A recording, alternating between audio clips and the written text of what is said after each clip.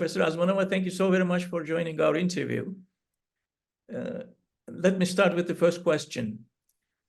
In your analysis in the article published in 2019 entitled The Paradox of Emancipation, Populism, Democracy, and the Soul of the Left, you mentioned the left's struggle to harness anti-establishment energies and channel them into leftist politics despite the fertile ground created by the Great Recession. Could you elaborate on specific shortcomings in the left's response to the rise of populism and how the phenomenon of democratic prejudice might be impeding its effectiveness in appealing to voters? So the famous democratic prejudice of Nietzsche, which I believe indeed it is blinding us to give the right diagnosis of the time. So let me explain that. Now, Nietzsche observed that we, people in the modern West, tend to reflect. We have this reflex to read history as the progressive advent of democracy and its crisis. So there is the democracy that advances, there's a crisis, and we have to restore democracy. But this is a rather conservative intuition about history, because we always have to repair in a way, to go back, even as we go forward. So I think that the left currently views the damage done by neoliberalism, that is all the politics of labor market liberalization and product liberalization, opening of the economies, that policy package of deregulation, privatization, liberalization of the economy. They see the damage in terms of creating a more inequality and the damage to democracy. So we have to save democracy by fighting inequality. That is like the typical adage, the typical response of the left. So let's fight inequality. We have so much talk about fighting inequality. Even whole degrees in universities exist now, master's degree in inequality studies. So we therefore endeavor to recover our healing, our ailing societies through a policy set that reminds us of the glorious times of the welfare state, where there was this inclusive prosperity, less inequality, a lot of policies of inclusion through growth and redistribution. But that's a nostalgic instinct to go back to the familiar and to propose, the typical left solutions. That we have also a lot of the rhetoric of class struggle with the tax the rich. So all these old diagnoses and old solutions. So I think this is preventing us to see how exactly the world has changed, how our societies have changed, and actually what harms common people is of different order, of different nature. So I have concluded in my research that insecurity and not inequality so much. I mean, inequality is a problem in itself, but what really ails people and what troubles people is this massive insecurity where we see everywhere. To take a practical example, if you notice the state, and I have written about that, where Trump made inroads into the working class in 2016. And those states were Alaska, Oklahoma, Wyoming, Utah, Michigan, I might be forgetting some. So actually the smallest increases in inequality nationwide since 1989. But those were states where the economies were troubled because they had not generated good and stable employment. So what is new is a central element, a central driver of this insecurity is fear of job loss.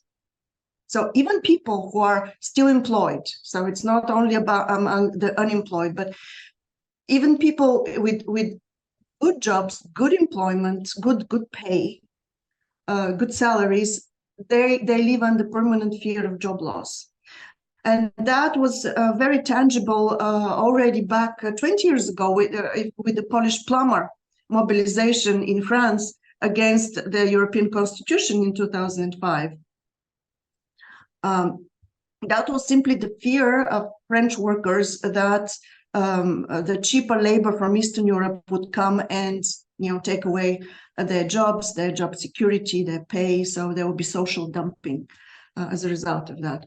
So this is my understanding of the current situation. And then with this diagnosis, we have to have different policies, different also solutions. Right. In your article titled Precarity, Populism, and Prospects for a Green Democratic Transformation, you assert that left populism would finally be able to eclipse the xenophobic, exclusionary right-wing populism and offer a constructive alternative to neoliberal capitalism. Considering the current global trend of a rise in the far-right parties, not only in Europe, but across the globe, how do you envision the realization of this prophecy? Well, unfortunately, it's not a prophecy in the sense of prediction. It is an advice. It's an advice to so-called progressive forces to address what really ails people. That is massive economic insecurity. And if because now the right is responding to this fear of insecurity, fear of job loss, fear of loss of livelihoods, with policies of physical security. There is more crackdown on, there is more surveillance, there is more police, there is more, stopping immigration. So this kind of, they respond to this fear with stabilization policy, but not economic stabilization. So what the left needs to do is actually focus on stabilization policies, speak about stability. And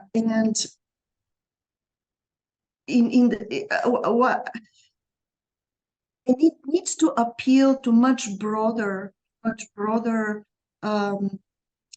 part of the population than its typical electorate, because this economic insecurity is actually affecting almost everybody. The middle classes for sure, the professional classes, the even upper middle classes.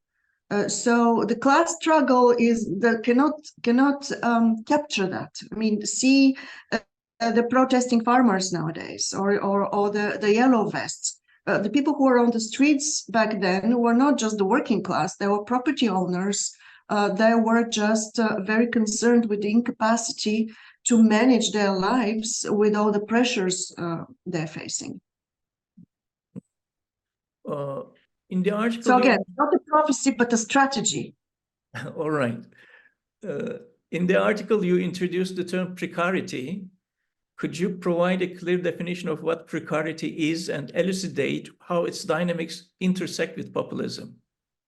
Yes. So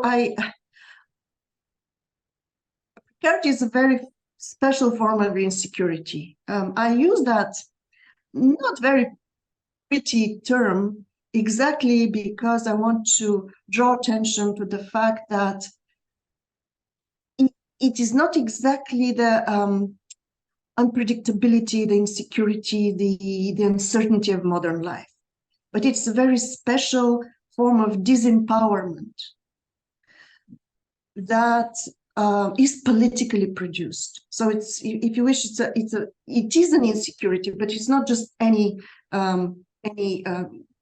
cannot equate it with uncertainty. So I speak of precarity as such disempowerment that is rooted in politically produced threats to livelihoods, lives, and to cultural life worlds. But nowadays, people are, I believe, are mostly concerned with these threats to their livelihoods, their sources of income. as jobs become, even if in conditions of low unemployment, jobs become more and more insecure. And also pressures on the job for job holders increase. So I understand precarity mostly expressed in this incapacity to cope. And that incapacity to cope is rooted in a discrepancy between what we need to do, or the responsibilities that are piling up, and our capacity to deliver on those responsibilities, to carry them out. Like we have growing obligations, but deficient resources and deficient abilities to fulfill them. For instance, in academia, academics are asked to do more and more teaching and more administrative work, and even student recruitment, for which we're not equipped, we're not trained to do that. So you live with this thing, you have to publish more and more, you have to teach more and more, and you have to do also work for which you're not qualified, simply because it is cheaper for the universities to pressure us, the workers, to do more for less. So this mechanism of misalignment between our duties or work pressures and the resources, our resources and capacity to deliver on them, is creating this massive incapacity to cope. And in that sense, we can also speak about that people with good jobs, that is well-paid, good jobs, more or less protected jobs, that's like doctors and nurses, are precarious in the sense that they have such pressures for which they're poorly equipped to deliver. So precarity then, if we understand it like this politically generated disempowerment, affects not only our pockets, our material well-being, but also the psychological welfare of people. But it also works on societal level. It harms society's capacity to manage adversity, to manage its challenges, to manage crisis, and therefore to govern ourselves. I believe that this is why the medical crisis with COVID turned actually into a social crisis, because our public services were underfunded, the healthcare was underfunded, and it could not cope with these pressures, because the funding for healthcare had been thinning out over the past decades gradually. So our hospitals were not equipped to cope with that, but generally, the healthcare sector was experienced this incapacity to cope because of specific policies that had led to that. Of course, you can experience the incapacity to cope if natural disaster happens, right? But our particular incapacity to cope was generated by these neoliberal policies that cut funding for social services in order to make our economies, so to speak, more competitive in the global economy. All right. In your book, Capitalism on Edge, you assert a straightforward proposition that the present state of capitalist democracy harbors a discernible potential for subverting capitalism itself. Can you delve deeper into the specifics of this claim? Are we witnessing the culmination of capitalist democracy as it has been understood so far? And what implications does this hold for liberal democracies?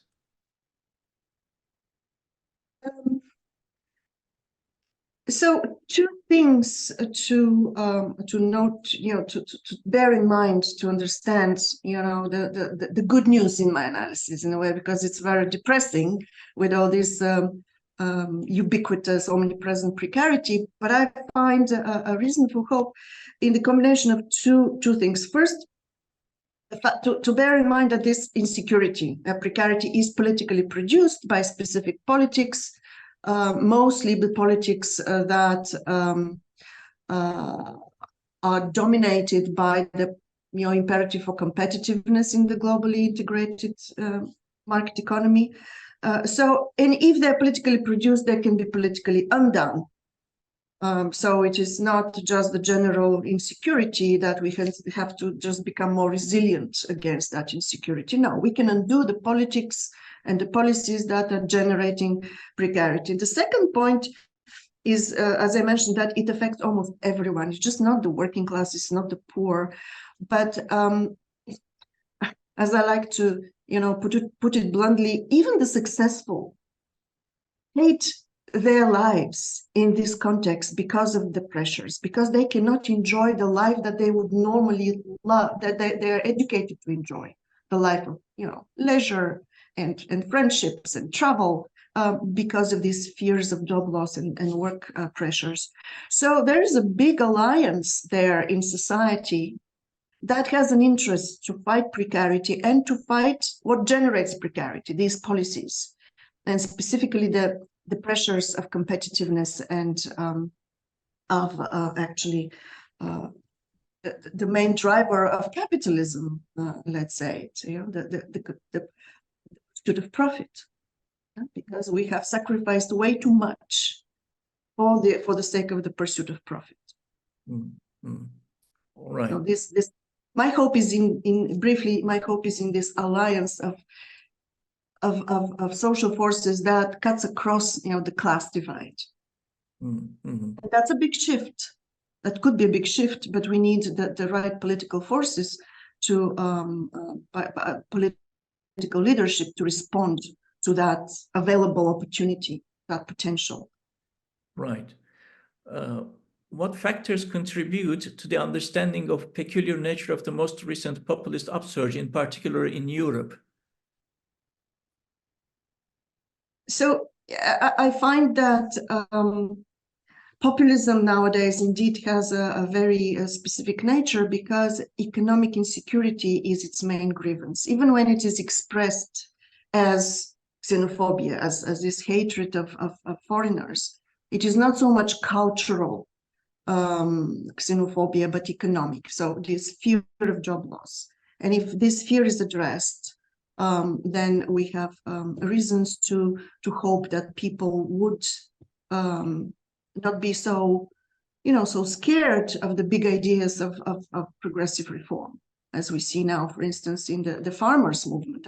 I find that this farmers' protest across Europe is very telling exactly of the fact that what is grieving people is insecurity. Because if you listen to the farmers, what they're complaining about is incapacity to cope under the pressures of more and more regulations from the European Commission, more competition with cheap imports from Ukraine and elsewhere in the world. So these are the grievances about incapacity to cope with the pressures. And this is actually when the link to populism, when you are under such pressures, your horizon of thinking shrinks to the here and now. So you lose your capacity to think ahead and capacity for solidarity, because you have to save yourself first. So this introvertness and this loss of perspective for the future is this permanent crisis management in which people are put as a result of precarity, is making them to support leaders who promise very quick shortcuts into security, into solving their problems. So it stop immigration, put more political and military security, because economic reforms actually take time. Mm. So this is the link between populism and the precarity. So I define populism as or precarity. Sorry, precarity as responsibility without power. As I explained, we have more responsibility and less power to deliver on those responsibilities. And if you think about it, if you flip it around, what is the opposite of that? It is power without responsibility. This is autocracy. This is exactly what the populist leadership is. So these two things are the sides of the same coin, if you wish. And interestingly, that wave of anyway, I think I've explained that. All right. You argue that, and I quote, what is being currently demonized in the mainstream media as populism can be seen, therefore, not as a transient expression of discontent, but as an expression of broadly shared and lasting anxiety triggered by perceptions of physical insecurity, political disorder, cultural estrangement, and employment insecurity. The question is, first, why do you think populism has been demonized in the mainstream media? Secondly, why do you think it is not transient? Well, I think pundits and journalists and journalist academics have made us a very bad favor by creating this negative connotation of populism. Why? I cannot say why. I cannot answer why, but I observe that this has happened. Now, initially, populism was not a negative label. For instance, take the U.S., the People's Party in the U.S. in the late 19th century, known as the Populist Party, or simply the Populists. It was a left-wing agrarian political party with a rather progressive agenda. They wanted gradual income tax, collective bargaining, a shorter work week, federal-controlled warehouses. So the typical, taking care of the people. Populism is taking care of the people. And actually, I find it's very hypocritical, because if you look at if populism is equated with giving political promises you cannot fulfill, look at our centrist parties. I mean, they keep promising us to take care of greening the economy, of the ecological crisis, and to serve the prosperity for all. Everybody knows that this is just not possible, because the green transition is going to demand enormous resources. So if that is not populism, I don't know what is. So this label is not helpful to identify where the problems are. And it is not transient, because it's been happening. The rise of what we call populism has been around for 30 years. It drew attention to analysts with the financial crisis in 2008, but it had already these unconventional parties, anti-establishment protest, started to rise in the 90s. And that was a decade of economic prosperity, but also of big destabilization because of all these neoliberal policies of privatization, deregulation, etc. So our Western societies were affluent, but increasingly unstable. So this tendency, and my first analysis of that was written in 2003, so much before, and published in 2004, much before the economic meltdown of 2008.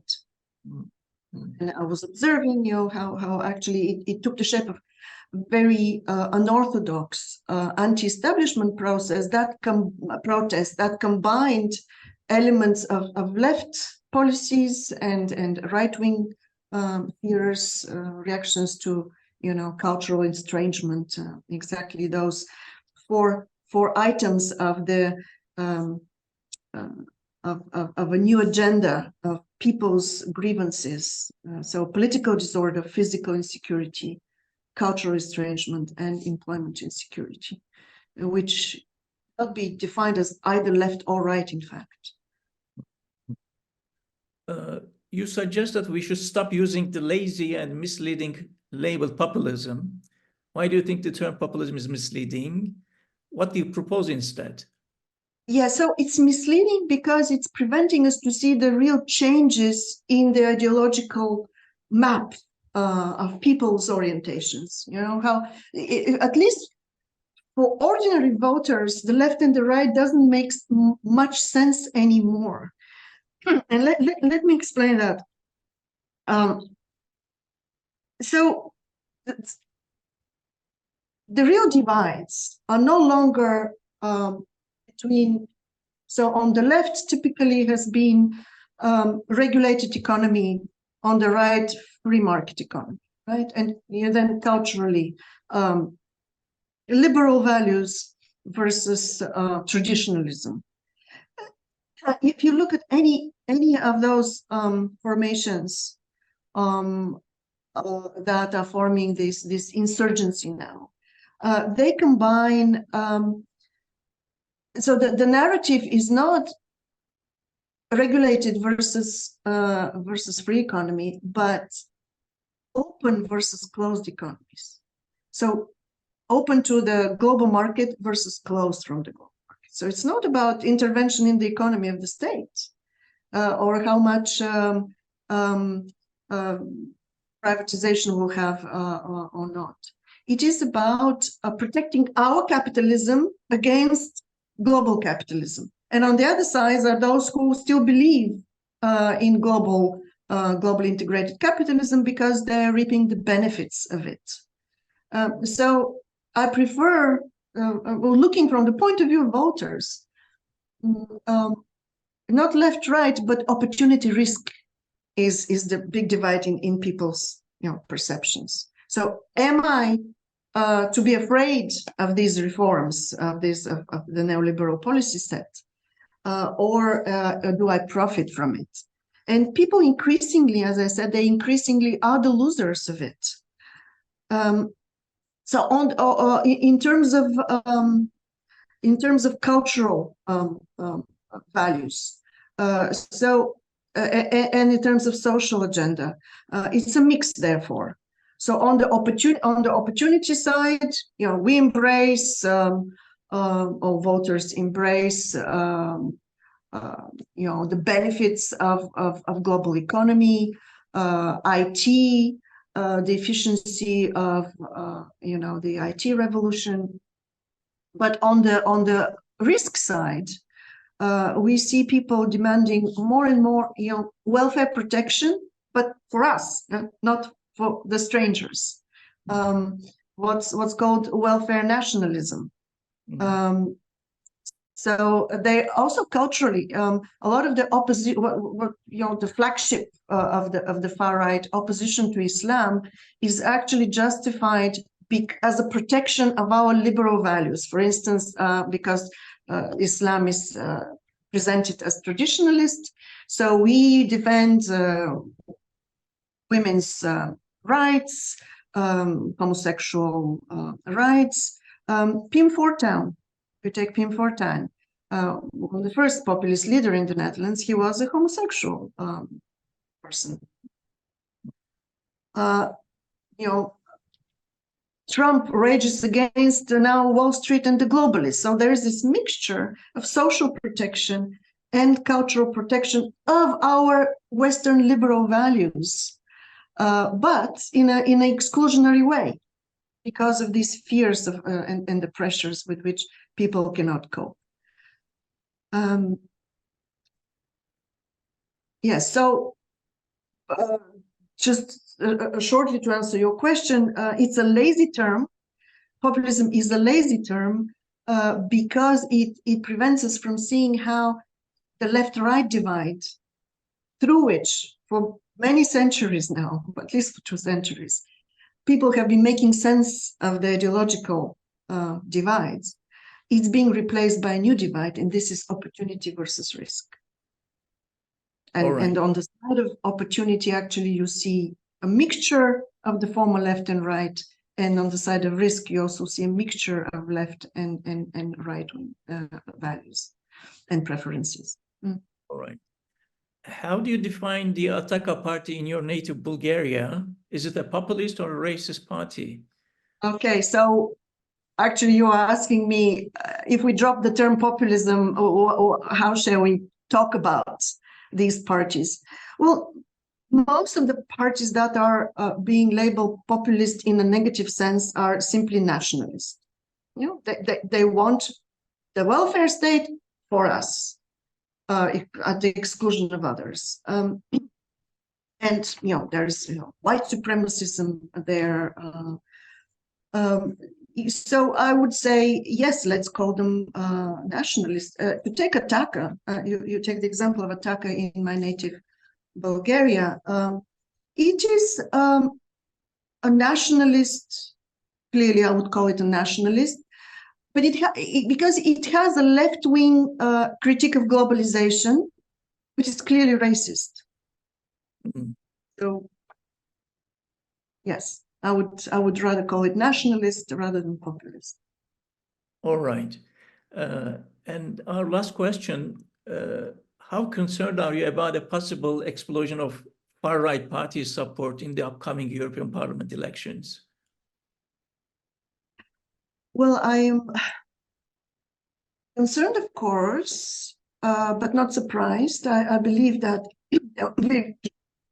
sweeping victory of far-right parties. It's a trend that began in 2004, the European elections in 2004, and populist support to populist or to far-right parties actually has been growing, and I would blame that on the centrist parties who simply they refused to listen to the popular concerns.